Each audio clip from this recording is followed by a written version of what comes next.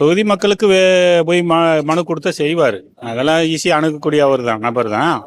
இப்போ எங்கள் வீட்டுக்கு ஒரு ஃபங்க்ஷன்னால் போய் ஒரு பத்திரிக்கை கொடுத்தாலும் அன்னைக்கு இங்கே இல்லை சென்னையில் இருந்தாலும் அந்த உடனே வந்துடுவார். பொதுமக்களை ஈஸியாக அணுகிறவர் தான். அதெல்லாம் கே செல்வன். ராஜேந்திர பாலாஜி உங்க பகுதியா? ராஜேந்திர பாலாஜி சிவகாசி. உங்க பகுதி வைகை செல்வன். எப்படி? வைகை செல்வன் வந்து எங்கள் ஊரில் ஒரு ஸ்கூலில் ஒரு கட்டடம் கட்டினாங்க. அப்பா ஒரு கல்வி அமைச்சரா இருக்காரு. திறப்பு விழாக்கு வந்தாரு. கமிஷன் கொடுக்கலன்னு சொல்லி அந்த ஹெட்மாஸ்டர் கூப்பிட்டு வஞ்சாரு வைகை செல்வன். அப்ப எம்எல்ஏ மந்திரியா இருக்காரு. நாங்க இங்க இந்த பகுதி தான் அவருக்கு வரவேற்பு கொடுக்க ஸ்கூலுக்கு வந்திருக்கோம். இந்த கட்டணம் கட்டினாங்களே, எனக்கு எந்த கமிஷன் வரலையே அப்படின்னு சொல்லி அந்த ஹெட்மாஸ்டர் கூப்பிட்டு சத்தம் போட்டார்.